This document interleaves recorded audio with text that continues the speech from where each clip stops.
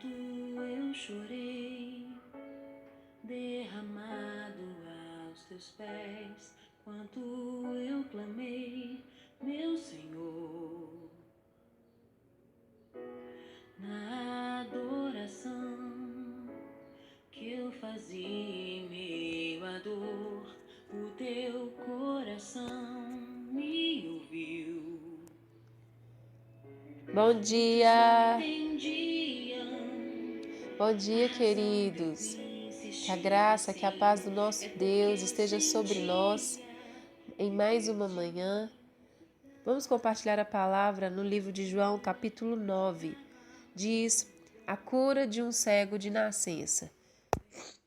Caminhando, Jesus viu um homem cego de nascença. E os seus discípulos perguntaram: Mestre, quem pecou? Este ou seus pais, para que nascesse cego? Respondeu-lhes Jesus: Nem ele pecou e nem seus pais, mas foi para que se manifestasse nele as obras de Deus. É necessário que façamos as obras daquele que me enviou enquanto é dia. A noite vem, quando ninguém pode trabalhar. Enquanto estou no mundo, sou a luz do mundo. Dito isto, Jesus cuspiu na terra e, tendo feito lodo com a saliva, aplicou-o aos olhos do cego, dizendo-lhe: Vai, lava-te no tanque de Siloé, que quer dizer enviado. Ele foi, lavou-se e voltou vendo. Queridos, esse é outro relato, é outro cego que Jesus curou. Tem o cego, né? O cego Bartimeu é um dos cegos que Jesus cura. Para falar que Jesus curou muitos cegos, né? Foram muitos milagres que Jesus fez. Mas é engraçado, eu queria fazer um paralelo aqui, porque quando a gente lê a história do cego Bartimeu, por exemplo, Jesus ele dá uma palavra para aquele cego, né? Que não era cego de nascença, mas Jesus dá uma palavra para ele e imediatamente aquele homem torna a ver, ele tem a sua visão restaurada, imediatamente. Com esse cego aqui de nascença que João escreve, esse cego, Jesus ele age de uma forma completamente distinta. Jesus ele cospe na terra, pega uma porção de terra e faz ali uma lama, faz um lodo e aplica essa lama aos olhos do cego. E ele espalha ali como que cobrindo os olhos e dá uma ordem para que ele vá, caminhe com os olhos lameados até o tanque de Siloé. Eu não sei se aquele homem foi amparado, não sei se ele foi sozinho, apalpando, mas ele precisou andar com os olhos cheios de lama, de areia.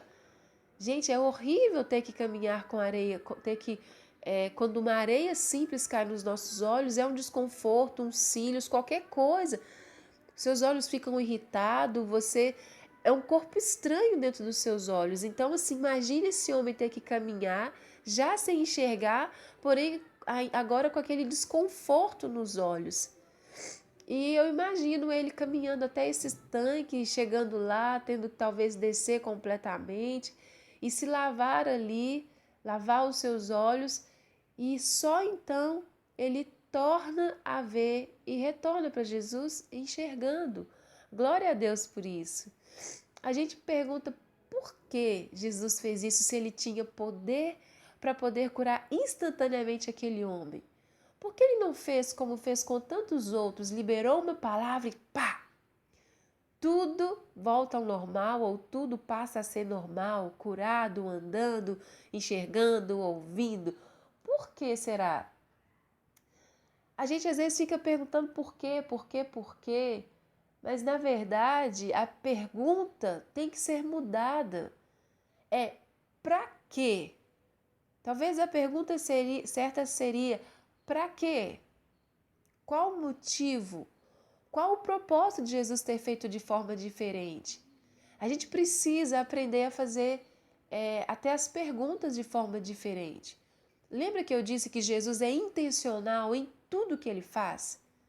Em tudo. A gente precisa aprender a ler a Bíblia com atenção, com humildade, mas sabendo que Jesus, Jesus não cuspiu naquela areia à toa. Jesus não fez isso dessa forma à toa. Nós não vamos entrar hoje nesse quesito do qual que era a finalidade, não vamos entrar em fundos teológicos, mas eu queria fazer vocês pensarem isso, porque hoje é um dia muito especial para minha família. Hoje a nossa filhinha está completando 3 anos de idade. E essas datas, momentos que nos relembram nascimento ou fatos importantes na nossa vida, a gente tende a voltar um pouco, a lembrar como tudo começou. E eu queria rapidamente, porque esse assunto é um assunto de livro, para se escrever um livro. Mas na gravidez da Isabela, eu falo que maternidade, meus filhos me deixaram marcas. O Israel eu aprendi fé. Fé, confiança em Deus. Deus me levou a lugares mais altos. A Isabela é um tempo de paz. A marca que Jesus trouxe em mim. Esse tempo na vida da Isabela foi um tempo de paz. Do Israel foi um tempo de luta, um tempo de choro, um tempo de trabalhar, um tempo de semear. Da Isabela foi um tempo de paz, um tempo de tranquilidade, de serenidade, um tempo de risos. Não que o Israel não tenha os risos, mas são marcas que Deus deixa nas nossas vidas. E os meus filhos, não sei se todos são assim, com todo mundo, mas meus filhos, eu entendo claramente o que Deus quis trazer na minha vida, me ensinar, me ministrar. Eu ainda estou com o nariz bem entupido, gente, tenham paciência. Enfim, a Isabela foi um tempo de paz, um tempo de flores, um tempo de... Deus me ministrou muito uma cura diferente da cura do Israel. A cura da Isabela em mim foi muito uma cura das minhas emoções, da minha autoestima. Fato é que eu nunca mais, depois de um tempo que a Isabela nasceu, eu parei de pintar meus cabelos. Porque o Senhor me fez ver uma outra beleza em mim. É um outro assunto. Enfim. Então Deus me ensinou sobre a paternidade dele. Mas eu me lembro que na véspera da Isabela nascer, o Senhor falou comigo. Deus sabia o que havia no meu coração, coisas que nem com meu esposo eu havia compartilhado. E eu tinha medo de engravidar novamente, porque minha primeira experiência de maternidade tinha sido muito frutífera, muito forte, muito intensa, maravilhosa. Mas havia sido também um tempo de muitas lágrimas e nós recebemos um laudo do nosso filho quando ele se desdobrou quando ele tinha 3 anos, mas foi uma jornada de 1 ano e meio, investigando, pesquisando, entrando e saindo em clínicas, em profissionais diferentes. Então nós tínhamos um diagnóstico de espectro autismo, mas também nós tínhamos, antes desse laudo, uma palavra. Deus já me fez saber, antes de tudo, que meu filho era perfeito, que ele tinha me dado um filho perfeito. Mas em outros tempos ele dizia: filha, eu vou curar. Eu não entendia, mas hoje eu entendo com perfeição. Mas o meu medo era passar na minha segunda maternidade tudo que eu havia passado na primeira.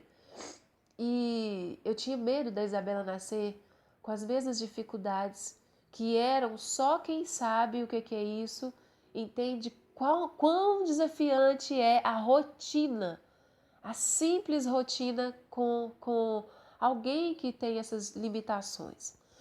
Meu medo era esse. Eu não sabia se eu tinha ainda condições emocional, físicas, para poder passar por tudo aquilo novamente. Enfim, o Senhor me deu uma palavra um dia antes dela nascer. Ela nasceu na segunda de manhã de 2017, 19 de junho de 2017, e no domingo à noite, no final de culto, uma pessoa me abraçou e sem que eu falasse nada com ninguém, aquela pessoa me abraçou e o Senhor falou comigo por meio dela assim: filha, você tem visto tudo o que eu tenho feito, você tem visto milagres, filha. E ele falou comigo assim: descansa, porque agora vai ser tudo diferente. Gente, resumindo, realmente, da hora em que eu entrei na maternidade até essa menina nascer, até hoje, da hora em que eu pisei na maternidade para ganhar a Isabela até os dias de hoje, nunca foi nada mais igual. Se eu já glorificava a Deus por tudo que eu já tinha vivido naqueles últimos anos, eu posso glorificar a Deus por tudo que Deus me fez passar. Foi da hora que eu entrei naquela maternidade, Deus fez questão de me marcar em pessoas que eu nunca vi, mas eu vi a mão de Deus em cada detalhezinho, tipo assim, cuidando de mim de uma forma singular, que se eu falar, você fala que foi tudo combinado. Mas eu queria te falar o seguinte, na minha vida, quero trazer para você é que eu esperava, né, dentro desse contexto, que eu sabia que Deus tinha poder para curar o meu filho e que ele podia fazer tudo diferente com um gesto, com uma palavra. E eu ficava me perguntando, Senhor, por quê? Por quê? Por quê? Quando na verdade a pergunta era, para quê? Ela deveria ser, qual o propósito, Senhor? Qual o motivo? Até que eu entendi que o Senhor não ia curar o meu filho da forma que eu esperava, da forma que eu queria. Eu não queria passar por aquele processo. Eu não queria. Eu queria que Deus curasse, até porque eu queria que as pessoas vissem que Deus estava comigo. Lembra quando o que eu mais queria era provar para todo mundo? Pois é, eu ficava pensando o que Deus vai falar, o que as pessoas vão falar do Senhor, o que vão falar de mim, que sou sua serva. Cura, Senhor, cura.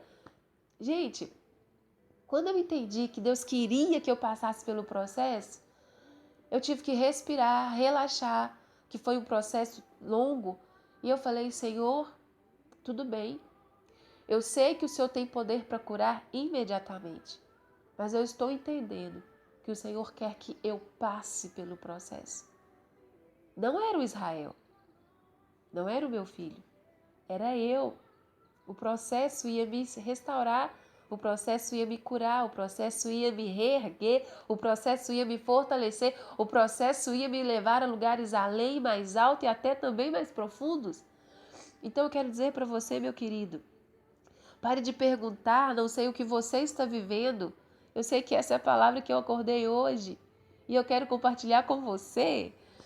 Não pare de perguntar por quê, por quê, por quê. Pare de pôr o dedo no nariz do Senhor. Deus é soberano. Quando nós entendemos a sua soberania, nós temos paz. Se Ele quer que você passe pelo processo, respire fundo, confia e vai. A pergunta tem que ser, Senhor, qual o propósito? Qual a finalidade? E se entrega, deixa se levar. E você vai olhar para trás daqui a pouco e vai entender, embora agora você não entenda uma nuvem no céu. Mas tudo vai ficar mais claro com o passar do tempo. Sabe, eu aprendi que, quando eu olho para essa história, que confiar em Deus é agradecer quando as sementes ainda estão dentro da terra morrendo. Ainda que você não veja uma flor aberta, mas você precisa agradecer pelo jardim, ainda que as sementes estejam cobertas pela terra morrendo lá dentro. Nós precisamos aprender a agradecer pelo jardim quando as flores ainda nem se abriram, porque isso é confiança em um Deus que é soberano e que tem tudo sob o controle das suas mãos. Sabe, tem um trecho em Eclesiastes que fala, tudo Deus faz belo em seu tempo. Tudo o Senhor faz formoso em seu tempo. Calma e descansa no Senhor. Assim como eu pude experimentar o Senhor mudando aqueles dias encinzentados, aquele jardim, sabe? Que as flores ainda estavam fechadinhas, mas eu comecei a entender o que o Senhor queria. E foi tão mais fácil passar por aquele processo. Tem uma palavra também que fala, né? Aceita que dói menos. Não é tipo assim de você se conformar. Não é isso que o Senhor quer. Na verdade, o Senhor estava me provocando nessa situação. Ele estava me provocando. Ele queria puxar uma outra Roberta do avesso. Então eu falei, tá bom, vamos lá. Eu coloquei um pé na água, só que o outro estava em terra. Agora eu tirei os dois da terra. E eu precisei ser levada pelo Senhor. E é isso que o Senhor quer fazer com nós, só que nós ficamos resistindo. E aí, dói mais. Por isso, aceita que dói menos. Enfrenta, encara, confia, porque eu te garanto, Deus não vai te decepcionar. E como Eclesiastes disse, tudo o Senhor faz belo em seu tempo. Há tempo para todas as coisas. Tempo de rir, tempo de chorar, tempo de guerra, tempo de paz, tempo de abraçar, tempo de separar, tempo de plantar, tempo de colher, tempo de morrer e tempo de nascer. A semente, antes que ela nasça, floresça, cresça, ela precisa morrer, querido. Seus tempos de glória chegarão. Seus tempos de paz chegarão. Confia e se entrega ao processo. Se o Senhor não quiser fazer o que você precisa de imediato, confia. Vai ser formoso no tempo do Senhor. Deus te abençoe e tenha um dia lindo, poderoso na presença do Senhor. E se entregue nas mãos desse lindo jardineiro. Com certeza, seu tempo de florescer vai acontecer, querido.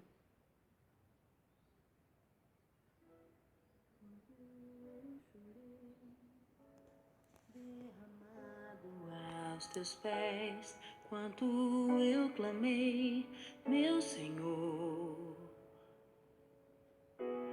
na adoração que eu fazia em